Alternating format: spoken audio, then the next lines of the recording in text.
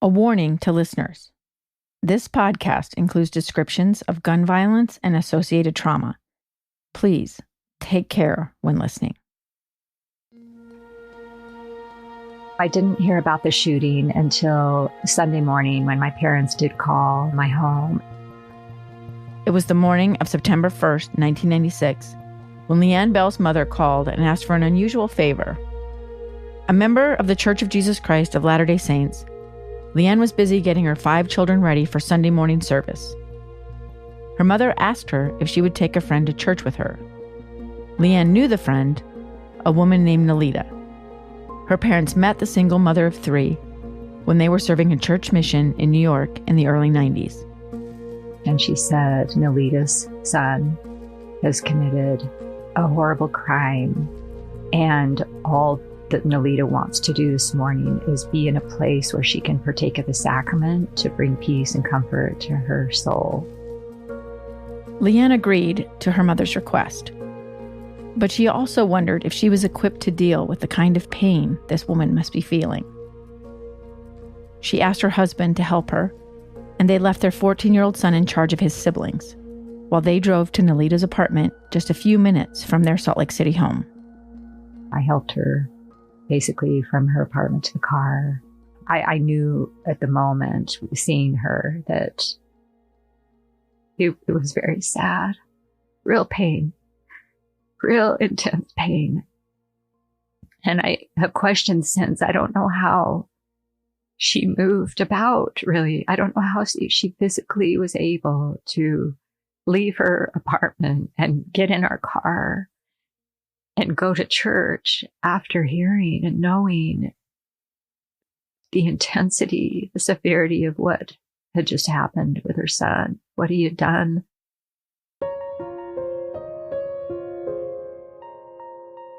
Sometimes in life, we are unaware of the ways in which we are connected to other people. We may have a mutual friend, a common experience, or maybe we witness something from different vantage points. Most of the time, those 6 degrees of separation are never revealed to us. But in this episode, they are. A woman who is acquainted with the family of George Benvenuto finds herself playing a critical role in a story that took 2 decades to unfold.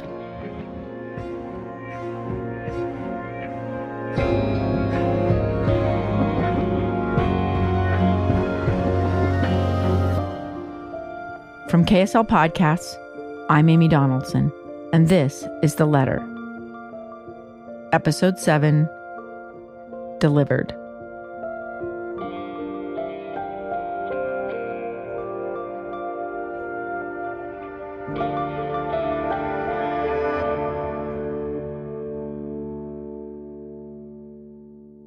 Leanne's parents served a mission for the Latter-day Saints in the Bronx and Queens from 1992 until 1994.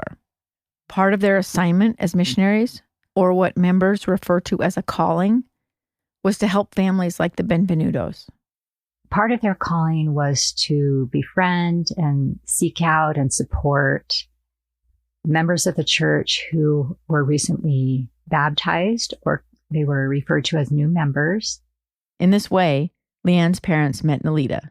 They developed a really close relationship. Nalita had left Uruguay with her 3 children to come to the States right after a divorce.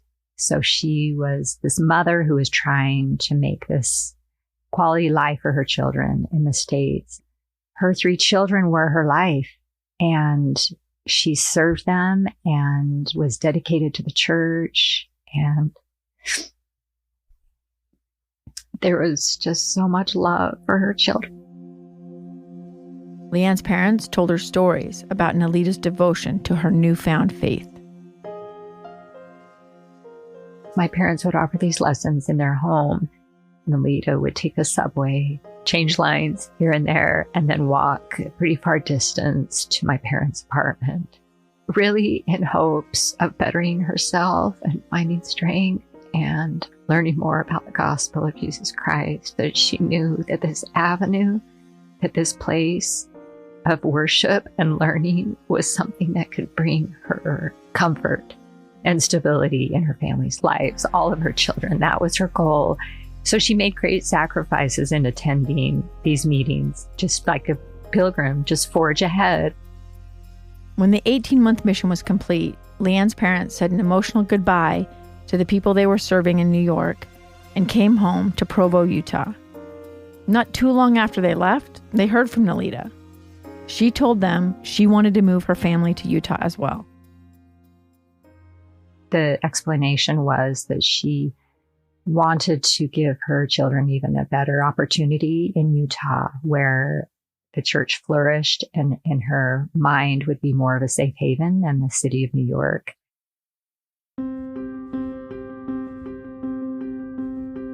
When her mom called her on that Sunday morning, Leanne knew very little about the crime Nalita's son committed just a few days earlier at Little Dell Reservoir. She didn't know that the 18-year-old boy he'd murdered, Zachary Snar, and the 18-year-old girl who'd survived, Yvette Rodier, actually lived in her Salt Lake City neighborhood.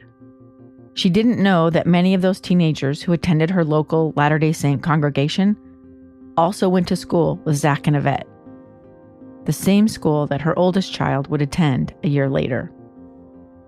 All she knew was that her mother's dear friend was desperate for a few minutes of peace. And Nalita believed that she would find them in what Latter-day Saints call a sacrament meeting, a 1-hour weekly meeting in which members partake of bread and water that represent the body and the blood of Jesus Christ. That particular meeting was unique for another reason. On the first Sunday of each month, members of the Church of Jesus Christ of Latter-day Saints participate in what is called Fast and Testimony Meeting. They skip meals and donate what they would have spent on food to a fund that helps the poor. And on that day, anyone can share their testimony of the gospel with their fellow congregants. It's basically an open mic for Sunday sermons.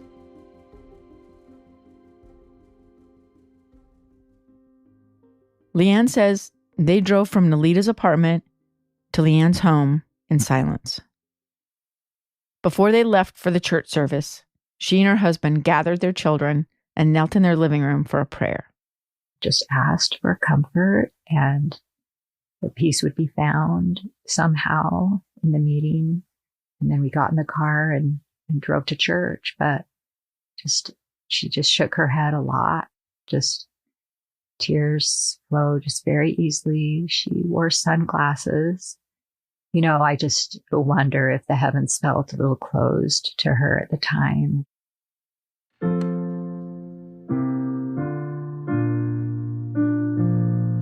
Leanne says she felt the weight of Nalita's pain as they took their seats on the wooden pew. Her children seemed to intuitively know that the adults around them were fragile. The kids were surprisingly really well behaved. They were very quiet, very subdued. They just sat very, very quietly. And Nalita sat right by me, next to me on my right, and just saying the opening hymn and the prayer. And I was just praying, hoping that there would be something in this meeting that would bring her some comfort. I just didn't even know where to begin in a prayer. It's just too huge. You don't ever think that you're going to even be associated with something so large as this in someone who is just so good as a mother. I was just so sorry for her. And what could I say that would even bring her peace at that moment? Nothing. After every member of the congregation had been offered the sacrament, those in attendance were invited to the pulpit. Whoever wants to. Whoever feels inclined or strongly about something or want to bear witness of their faith can walk up to the microphone and tell us, speak to us. And that's always been very, mostly uplifting. But instead of the usual discussions of doctrine or faith, a succession of teenage congregants had something else they wanted to share. Grief over the killing of their friend, Zachary Snar. They had no idea that the killer's mother was sitting amongst them in the pews. A few of these youth felt the need to stand up. Mostly they were standing to just shed their emotions of grief. One by one, these youth stood up, crying and expressing emotions of, I can't understand why this happened. Who is this person? Why do we have to endure this in our lives? We're kids. Just heavy emotional testimonies. Leanne and Nalita couldn't have been prepared for what happened that morning. Of all the churches Nalita could have gone to, it seemed almost cruel that she ended up at this one.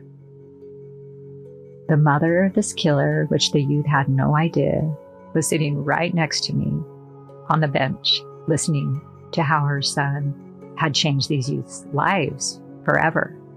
And she just started squeezing my hand and just saying, I can't do this. I can't do this. As one more youth would walk up, she would look and just, I can't. I've got to leave. I can't go through this anymore. I was maybe 5, 6, 7, 8 youth, one after another. But she didn't want to get up and leave because that would bring attention to herself. And I would have to pack up everything of mine and take her home early. So she endured. I don't know how she did that. She endured an hour meeting, at least, of hearing of the grief that her son had just caused this student body almost of kids.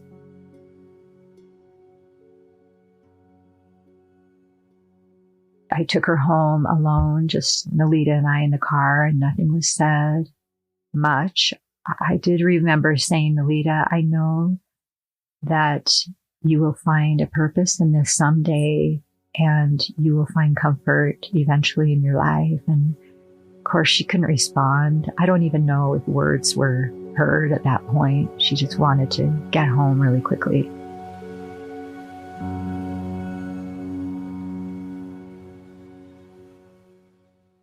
Leanne says she's contemplated the lessons of that Sunday morning often. She never hears about these kinds of tragedies without wondering what pain might be hidden, who else might be hurting. I always think of family members. I always think of mothers when I hear statements from them later of apologies, or we just don't know how this happened. We are so sorry. I feel like they don't even have the adequate words to express their pain for the pain their child caused. And watching Nalita that day and seeing her barely able to physically transport herself from one place to another, the pain was as severe as any pain experienced on earth. Leanne's parents told her that Nalita's pain persisted long after the court hearings ended. Years and years and years. My parents kind of played a role of trying to comfort, although they didn't ever feel like they could create any kind of change or deep down comfort for Nalita. My mom was very, very sad for her friend, this Nalita friend, who she once knew as a vivacious, hopeful mother. This is what I'm doing for my children. This is the life. This is my path. I'm going to reach it. This is all I want for my family. That went away very quickly and very forcefully. And I think my mom just ached for her so bad. Leanne's mother died in 2014, thinking that sorrow would always play a prominent role in her friend's life. But a few years after her mother's death, Nalita reached out to Leanne with a request.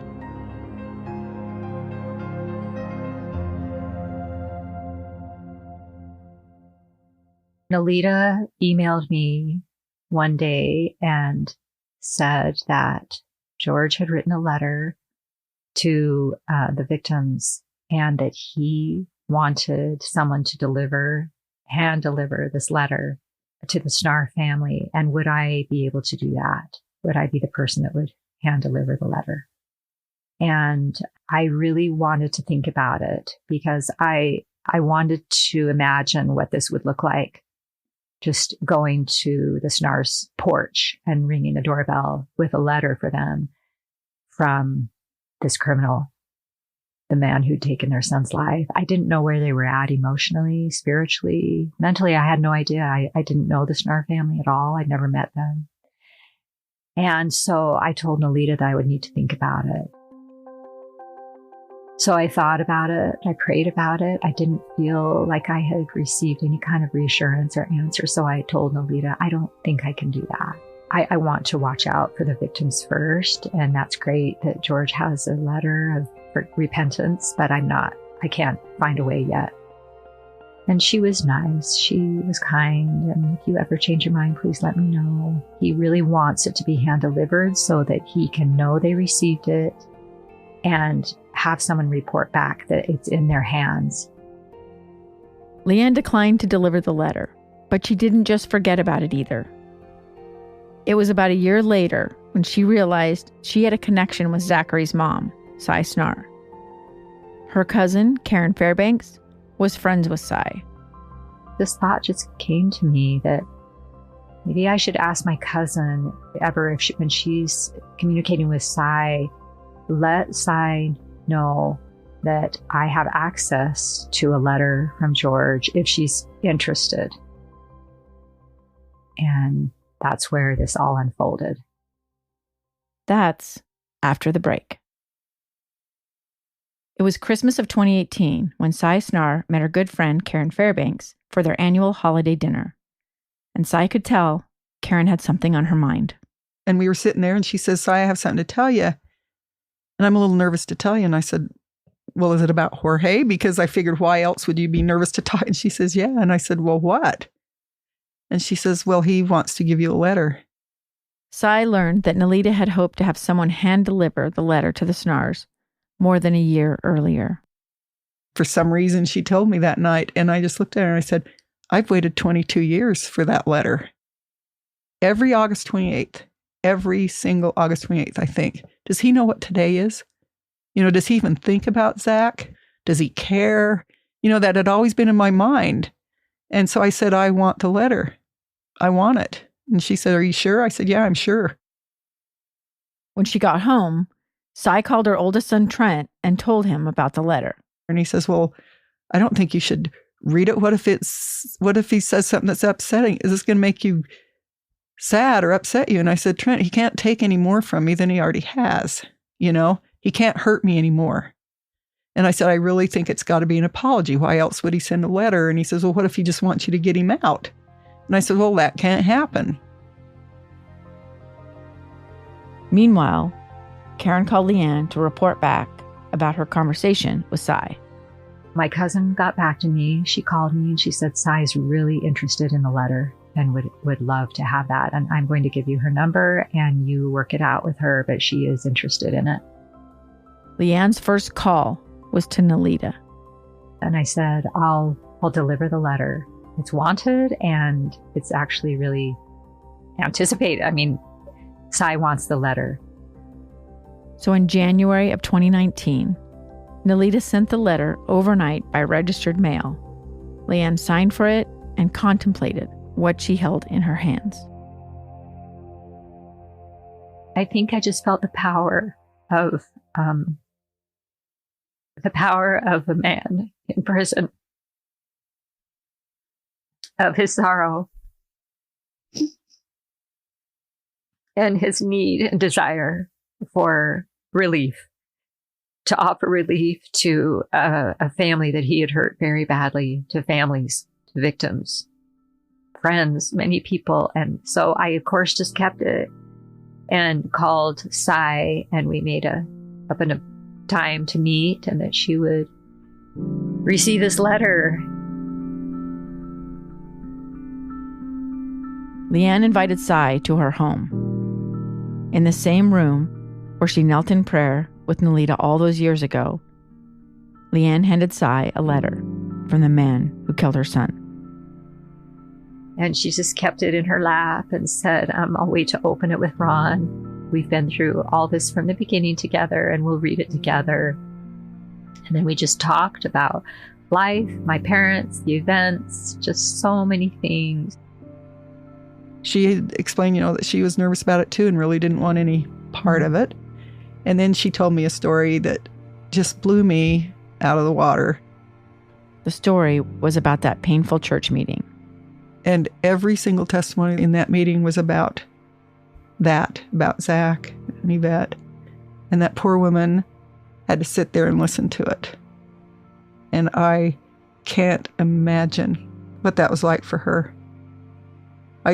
What are the chances, you know? I can't imagine how hard that was for her. And Leanne said she was just shaking and had her sunglasses on, just shaking. And my heart really went out to her at that point.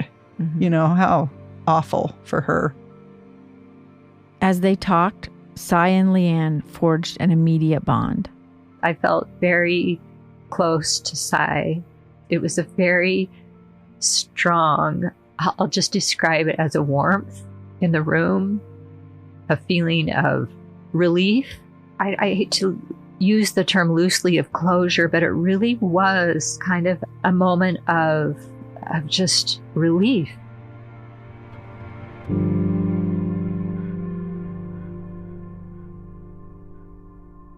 I said, I don't want to read it now. I want to read it with Ron. When I got home, he wasn't home, of course, but I still didn't look at it. I thought, I've waited this long. I can wait till he gets home. And what did it feel like to carry it, to hold it? Oh, it was just like, it was like surreal to me. Like because I used to think, I wonder if he'd ever even write a letter or something, you know, never thought it would happen. And here it is, 22 and a half years later. But anyway, when Ron got home, we sat and read it together, and I just wept. I could not believe that letter. I felt the sincerity. I knew it was handwritten, and I knew it was his signature. I'd seen his signature before, and he does this big loop around his name, and it was there. I remembered it. And I could not believe how that letter made me feel. Empathy washed over Ron. All he could think about was his own prayers a couple of years earlier, where he pleaded for forgiveness as he tried to exorcise the hateful demons that had haunted him for nearly 2 decades. I thought to myself, well, everybody makes a mistake, you know, and he made a terrible mistake. I just kept thinking of Jesus, forgive them for they don't know what they did. And he didn't know what he was doing. And so that's the answer to the question. When Ron read the words carefully written on lined notebook paper, he knew it was time to make his son proud. I'm trying to have the Spirit of Christ in me, you know, and forgive one another as you'd have them forgive you, you know. And I'm feeling the tap on my shoulder is what I'm feeling. Even from beyond the grave, Ron could feel Zach tapping him on the shoulder, reminding him of what was right. So he's all over it. He's just an exceptional human being. He was. Leanne said she never wondered what George had written to the Snars, but she did hope the letter would bring them some peace. Still, she could not imagine how the letter would change their lives and the life of her friend, Nelita. Shortly after Leanne delivered the letter, Cy called her. She was so joyful. She just almost didn't have words to convey her feelings of lightness and happiness. I don't even know if those are the right words, just rightness. Things are right. Things feel good. And I felt that through her expressions. George's letter created a beautiful but fragile refuge for Cy and Ron. And Cy especially became fiercely protective of this new and unique relationship. For many weeks, they were exceedingly careful about who they told about the letter and the transformation that it had wrought in their lives. The one exception, their children. Cy said they told them the next day. Both Sid and Trent had worried that allowing the man who stole Zachary from them to re-enter their lives, even through a letter, would reopen wounds they'd all worked so hard to heal. I called Sydney and I said, I want to read you this letter. And she said, well, I don't know if I want to hear it. I said, you need to hear it. She's like, I want to read this letter from Jorge. she called him George. Can I read you this? And I was like, at first I was kind of like, I don't know.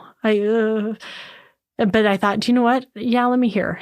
And she started reading it to me, and I was bawling by the end of the first paragraph, like crying, and my hands were shaking. And she finished the letter, and it was just silent for a minute. And I said to my mom, I'm like, I needed to hear that. I can breathe for the first time in 24 years. Like I could take a deep breath and not feel that crack in my heart. It actually took me a couple days to even talk to my husband about it because I couldn't stop crying. But it was beautiful. And it's such a weird word to describe it, but it's true. It was beautiful, and it was so sincere. And I wouldn't consider ourselves gullible people. It's not like there's a chance that this was a scam or him trying to, it was so sincere and so heartfelt. And for the very first time for the first time in 24 years, I was like, he's a person. He is a human being, and he regrets, and he is so saddened, and his heart was broken too. I called Trent and I said, I want to read you this letter. And he said, I wasn't gonna say anything. I was just gonna read it. And I waited and waited and waited, and he didn't say anything, and he didn't say anything. And I finally said, Trent, and he was emotional too. And he says, the whole thing is just so incredibly sad to me. But that letter was I felt his sincerity. He made no excuses. He didn't ask for forgiveness, nothing. It was a beautiful letter that changed everything. The Snars were not sure they wanted to share this letter with the world. Because he wrote the letter for them, it felt like a betrayal to share it publicly. But eventually, they came to the conclusion that if we were going to tell this story, it's important for listeners who've gone on this journey to hear the words that transformed their lives. That's after the break.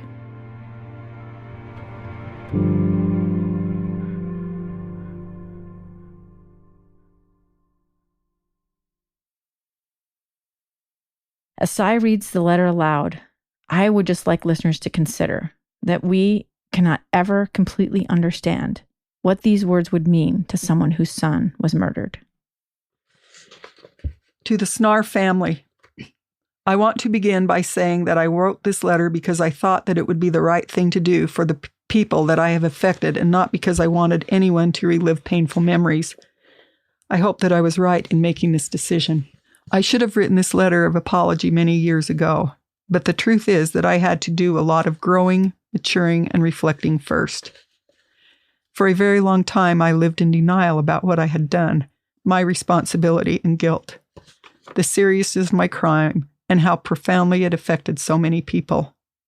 Now that I'm older, I can better imagine how furious and hurt I would feel if someone took the life of one of my loved ones. I have been very cruel and evil to your family as well as to others. Please don't blame my family for what I did. I am the only one that bears responsibility for your son's death. What I did was not because of the upbringing that my family provided me. I committed my evil crime in spite of the values that they tried to teach me.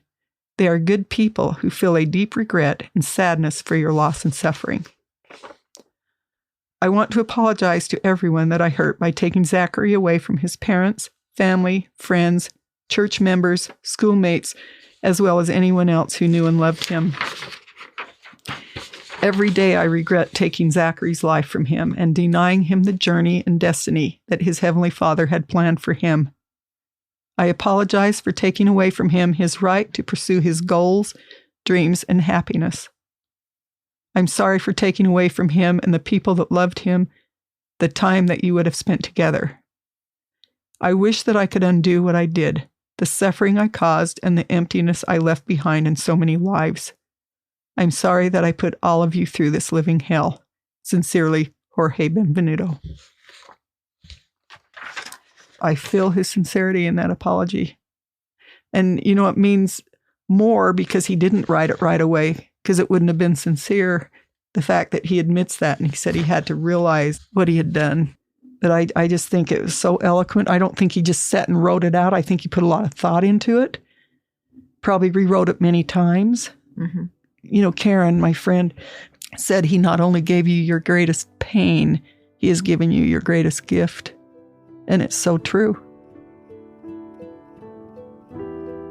Cy has likened her grief and anger to a backpack full of rocks that weighed her down for years. The decision to forgive lightened the load, but the letter freed her from weight she didn't even realize she was still carrying. When I read that, every last little rock, pebble is gone. It's gone. And I feel nothing but gratitude for him, to him, for giving us this gift. I don't know what his life has been like. I don't know what caused him to do it, but I know that he has sincere regret about what he did, and he's taken full responsibility. It really impresses me that he didn't put the blame on anyone else or something that happened to him. He didn't ask me to forgive him. He just said, I'm so sorry. What I did was wrong, and please don't blame my family. And that really touched my heart right there. That touched my heart.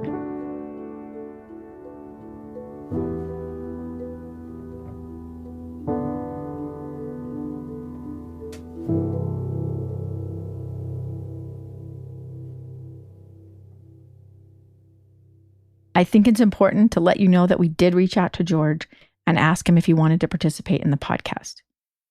We exchanged a few letters, and he shared some thoughts that you'll hear in a later episode, but he declined to be interviewed. He also asked us not to contact his family. We have respected that request, and that's why you won't hear from them in this podcast. Cy learned that George had written a letter to Yvette as well, and she reached out to Yvette to ask her if she wanted the letter he'd written for her. I hadn't talked to Cy in a bit. She called one Sunday, and I didn't answer the call. I had missed it. I thought, I'm sure I'll talk to her in a minute or tomorrow or something. And then she called, I think, 2 more times within the next couple of hours. And I realized she needs to talk to me. And we had guests over or something that I couldn't answer right then. But I did call her back later, and we got caught up on everything and how everyone was doing. And then she told me about her letter first.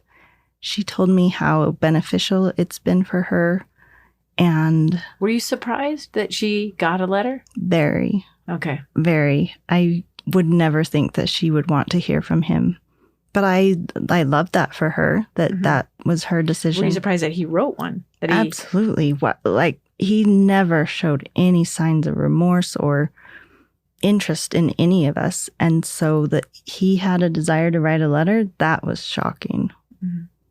And so she's telling you how big it's been for her, and you're happy for her, right? Absolutely. Oh, yeah. I love that I could tell it had brought her a lot of, I don't know if she used the word peace, but that's the feeling I got, is that she felt peace with it and that it has been very helpful for her. And she's so glad that she got it.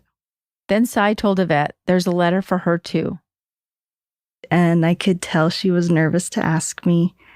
And she prefaced, I think, several times with, there isn't a wrong answer, and I love you, and it won't matter what you choose. And I sobbed. I just started crying. I think it was partly because I don't think about him, and that he was so forward in her thoughts. And then he was suddenly in my house, essentially. That's how I felt. I felt like he was in my house at that minute. He was essentially putting forth a question for me to choose, something for me to choose. It was so left field. So my reaction was to sob. And I had no idea what I felt, what I thought, what I would want. It just was beyond anything I've ever contemplated. Yvette says she was so overwhelmed she told Cy she needed time to process what was being offered and how it might impact her life. I think I asked her for a couple of days that I wanted to talk to my husband, and to date, I have still not called her back about that issue. I know I've made a decision, but I haven't told her yet. What's your decision? I do not want a letter from him. The process of making that decision was so complex. Yvette says she has a hard time explaining it, even to those who love her most. She took Cy's call alone, and she kept the question to herself for the first couple of days. It took her a while to even bring it up with her husband, Dave. I've tried to figure out how I was going to present it to him. Not because it was anything bad, but just I had to put the words to what it was and what I was feeling. When we did finally talk about it, he was intrigued. He had questions that I didn't have answers for. And then we just kind of went back and forth on pros and cons about why it would be good or bad. And the end for me was I didn't want to give him that relief that he'd given something to me that maybe helped me, which sounds really mean and a little bit vindictive. But he can write the letter, but I feel like my receipt of the letter would give him some sort of comfort that I don't feel he deserves. Yvette says she isn't consumed with anger at the man who shot her. Instead, her decision is aimed simply at preserving the life she's built without any shadow of him in it. The way I feel about him is very neutral. I've never been angry at him. I feel like probably because everyone around me was so angry at him that it was easy for me to just let them be angry. I'll deal with my own stuff and they can be angry. So I don't have any extreme feelings about anything toward him, I guess, except that I don't want him to feel comforted by something I do for him. And that's probably one of the main things, is it wouldn't change how I feel, because I think it's easier for me. It was not personal. The shooting was not personal. He didn't know us. He wasn't angry at us. Mm-hmm. And so I've not made it personal. So it's not really toward me. It just, whoever was there, it was going to happen. And so he's not a person in my life either. When Yvette told her family about her refusal to accept a letter from the man who shot her, they supported and even admired her decision, despite their curiosity about what he might write to her. Drove me nuts because I wanted to know what it said. Yvette's sister Danielle was definitely among the curious. And she said she didn't want to read it. And she said she wasn't even going to let Dave read it. And that was her boundary. She's like, I'm not letting that into my world. And it's like, oh. And so I have very little information about what's going on. Dave and I were both sitting there like, yeah, let Dave read it. Let Dave read it. Then you can tell me, Dave. Yeah, so it's unbelievable to me. Well, it could be unbelievable that she wouldn't be curious about that in that way. But it also just speaks to her strength and to her resolve to not let these things into our lives. And I totally support her in that. And I wouldn't push her or expect her to do anything that she's not comfortable with. In discussing how she made her decision, Yvette realized one important factor. This was the first time she'd made a major life decision without thinking, what would Zach do? No, that's been my decision on my own, and it feels really good. The Snars and Yvette continue to profess their affection for each other. But for now, at least, they are traveling different paths.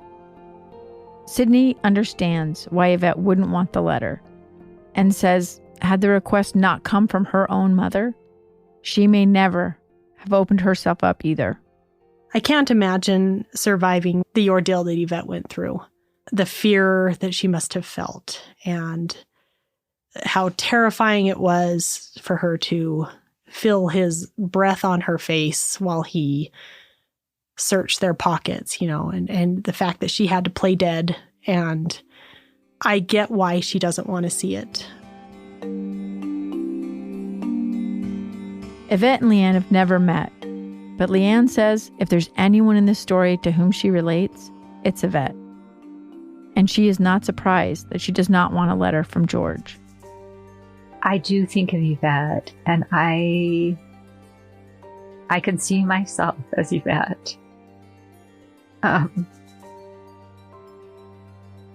I think of her often.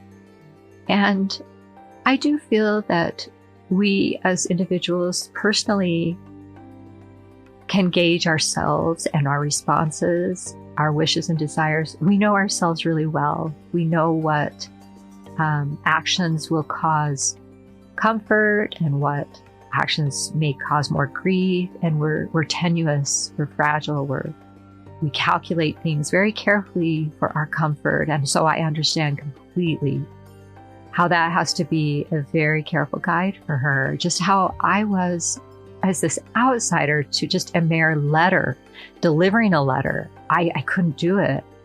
I don't even feel this amount of pain, yet I couldn't even go up to a porch and ring a doorbell until I knew I was very confident with the outcome. And that's a lot of times how we decide to live our lives, which is very natural and very careful. As for the Snars, they feel Zach's hand in what's taken place. And forgiving George makes them feel closer to their son. I think he's orchestrated it. He's been working his magic somehow because it's happened, and I know that he's so happy about it.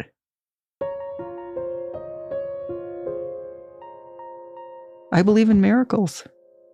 Sometimes I thought, there are no miracles. Yeah, there are. And this is a big one. And this is where the story might have ended. Instead, Cy decided to write her own letter. I did write him back, and I told him without a doubt I knew Zach had forgiven him immediately. And my forgiveness is sincere. I have totally forgiven him. But as Cy will discover, forgiveness wasn't the end. It was the beginning of something else entirely. Next time on The Letter, Cy sits down with the man who murdered her son. Cy walked up and embraced him, and he embraced her. And I was standing behind Cy, and he said, "I'm so sorry. I took him from you."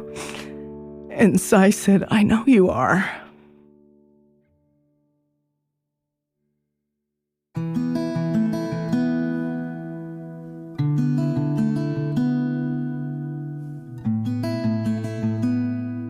If you're hungry to hear more about Cy Snar's unfiltered experience, we have the content for you. I'm producer Andrea Smardon, and in this week's bonus episode, Cy recounts her story in full. You can get all the bonus content by subscribing to Lemonada Premium. You can subscribe right now in the Apple Podcast app by clicking on our podcast logo, and then click the subscribe button. The Letter is researched and reported by me, Amy Donaldson. It's written by myself and Andrea Smardon, who is also responsible for production and sound design. Mixing by Trent.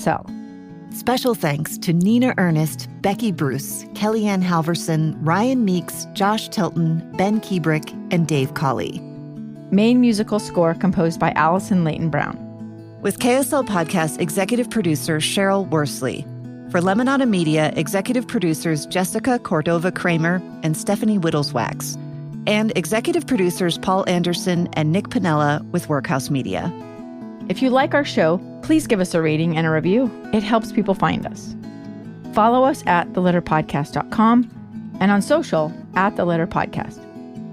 We've been hearing from some of you about your experience with the podcast, and we would love to hear more.